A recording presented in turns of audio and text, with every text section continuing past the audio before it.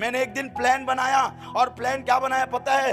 आज मैं रात को दारू पीकर आऊंगा और अपने आप को पूरी रीति से फांसी लगा के मार दूंगा मैं। सुनिएगा ध्यान से, प्रभु यीशु मसीह जात और धर्म नहीं बदलता, प्रभु यीशु मसीह जीवन बदलता है। आज हम आपको दिखाएंगे कैसे प्रभु यीशु मसीह के दास के जीवन के अद्भुत गवाही को सुनकर ईसाई विरोधियों के रोंगटे खड़े हो जाएंगे। जब आप उस गवाही को सुनोगे तो यीशु मसीह आप सभी से बातचीत करेंगे, इसलिए आप सभी उस गवाही को पूरा जरूर सुने। आप सभी उस गवाही को सुन सकते हैं। 12 साल पहले मैं प्रभु में आया। जन्मजात क्रिश्चियन नहीं हूं मैं, मेरे जन्मजात मेरे भाई बहन मेरे माता पिता कोई भी क्रिश्चियन नहीं थे। एक दिन पूरा दारू पीता था, रात रात भर बार में बैठे रहता था, हुक्का पीना, सिगरेट पीना, नाना प्रकार के पापों को करना। आप इधर देख सकते हैं, इधर मैंने टैटू भी बनवाया है। हालेलुया। हर प्रकार के गलत कामों को मैं करता था। और सुनिए, मैं अच्छे घर से बिलोंग करता हूं। मैं सुन रहे हैं आप? मेरे पुराने पूर्वज जो थे वो राजा महाराजा के घर के लोग थे, परंतु मेरे तक आते तक शैतान ने सारी चीजें खत्म कर दिया, सब कुछ बर्बाद कर दिया। हम रोड में आ गए, ऐसे जगह पे रहने लगे जिसकी स्थिति आपको भी अगर देखते तो आपको भी रोना आ जाएगा। बहुत प्रॉब्लम, घर में लड़ाई, बहुत झगड़ा, बहुत सारा प्रॉब्लम। मेरी मदर बीमार रहना, फादर का नहीं सुधरना, अलग अलग प्रकार का प्रॉब्लम मेरे घर के अंदर में था। और मैं सोचता था प्रभु, ऐसे ही बोलता था मैं, क्या ये जिंदगी है? अपने आप को कोसता था। मैं बोलता था, क्या मैं पागल हूं? मैं अपने माँ बाप के ऊपर कोसता था, कहां मैं पैदा हो गया? मर जाता तो अच्छा हो जाता, खत्म हो जाता तो अच्छा हो जाता। मैंने एक दिन प्लान बनाया, और प्लान क्या बनाया पता है? आज मैं रात को दारू पीकर आऊंगा और अपने आप को पूरी रीति से फांसी लगा के मार दूंगा मैं। सुनिएगा ध्यान से, प्रभु यीशु मसीह जात और धर्म नहीं बदलता, प्रभु यीशु मसीह जीवन बदलता है। हालेलुया। और फिर उसके बाद एक मेरा फ्रेंड थे, उनके साथ में एक आंटी के घर गया हुआ था। मैं उस आंटी को कभी जानता भी नहीं। जब मैं उसके घर से सीढ़ी से उतर रहा था, मैं कहां से, अचानक मेरे को रोकती है और बोलती है, घना तू मरना क्यों चाहता है? तू सुसाइड करना क्यों चाहता है? मैं बोलने लगा, इसको कौन बता दिया? वो बात किसी को नहीं पता, परंतु इस औरत को कैसे पता चला? तो मैं पूछने लगा, आपको कैसे पता कि मैं मरने जा रहा हूं आज? वो बोलने लगी, जो प्रभु की मैं सेवा करती हूं, वो प्रभु मुझसे बात कर रहा है कि तू आज मरना चाहता है, पर प्रभु यीशु तुझसे प्यार करता है। हालेलुया। आप हैं कि नहीं यहाँ पे चर्च? अब सुनिए ध्यान से। उस स्थान पे मेरे बारे में बताई, बहुत ज्यादा डिस्टर्ब था मैं उस दिन भी। मैं घर गया, भागते भागते घर गया। मैंने अपनी मदर को बताया, और मदर को बताने के बाद, सुन रहे हैं आप चर्च? मदर को बताने के बाद मेरी मदर बोली कि हम संडे को उसके पास जाएंगे, चर्च जाएंगे, उसके चर्च। हम लोग संडे चर्च गए। आज तक, आज डे है 12 साल हो गया, आज तक उसने मुझको ये नहीं बोली कि तू धर्म बदल ले।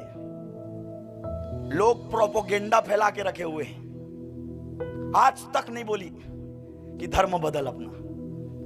वो केवल एक ही बात सिखाती थी मुझको, बेटा एक काम गलत है, एक काम गलत है, एक काम गलत है, एक गलत है, एक गलत है। सुनिए ध्यान से। और फिर मैं क्या करता था प्रियो, संडे सर्विस में अटेंड करना चालू किया। अटेंड करना जब चालू किया तो मैं नशे के सामान को लेके जाता था। किसको? नशे के सामान को लेके जाता था और चर्च के बाहर में छुपा देता था मैं। मैं कैसे डरता था, सुनना चाहते हैं आप?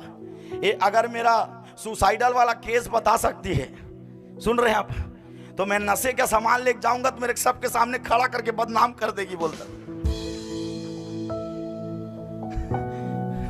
अरे हाँ सुनो बाबा, नहीं फंसोगे। मेरा बात बहुत याद आएगा मैं जब इधर से जाऊंगा। वो पादरी आया था, केवल हालेलुया और हंसले बोलता था। आमेन। मेरे को प्रभु रोना नहीं सिखाया प्रियो, हंसना सिखाया। सुनिए, फिर उसके बाद मैं छुपा के जाता था, ऐसे छुपा के जाता था। एक दिन की बात है, बपतिस्मा लेके हम आए थे, बपतिस्मा हुआ था हम लोग का। मैं बपतिस्मा कभी भी नहीं जानता। बपतिस्मा लेके हम बैठे हुए थे एक जगह पे, प्रार्थना चल रहा था। मैं बोलने लगा, परमेश्वर मैं तुझको जानना चाहता हूं, तुझको देखना चाहता हूं। मैं घुटना टेका और मैं बोलने लगा, प्रभु मैं अपना समस्याओं को तेरे ऊपर में मैं डालना चाहता हूं प्रभु। आप बिलीव नहीं करोगे, कोई करंट खाया है आप लोग में से? कोई करंट पड़ा है किसी को? नहीं पड़ा तो चिपका देता हूं मैं, मेरे पास आ जाओ। करंट खाए आप कभी? कभी पानी गर्म करते, या कभी चार्ज करते हुए, या कभी कोई ना सब खाए होंगे भाई। बाल, एक बार मेरे को करंट पड़ा था, चारों बाल ऐसे खड़ा हो गया था, जल गया था पूरा मैं, बट प्रभु ने बचाया मेरे को, आमीन। अब सुनिए ध्यान से, मैं एक चटाई के ऊपर में बैठा हुआ हूं, हाथ फैला के, पूरा करंट के जैसे मेरे शरीर के ऊपर में उतर रहा है। सुन रहे हैं आप? पूरे शरीर भर में उतर रहा है। मैं सोचने लगा, ये क्या हो रहा है प्रभु मेरे साथ? मैं सोचने लगा कोई भूत प्रेत मेरे ऊपर में आके मेरे ऊपर चढ़ रहे हैं। सुनिए, उस दिन मैंने प्रभु को जिंदा रूप से अपने आंख से देखा था मैं।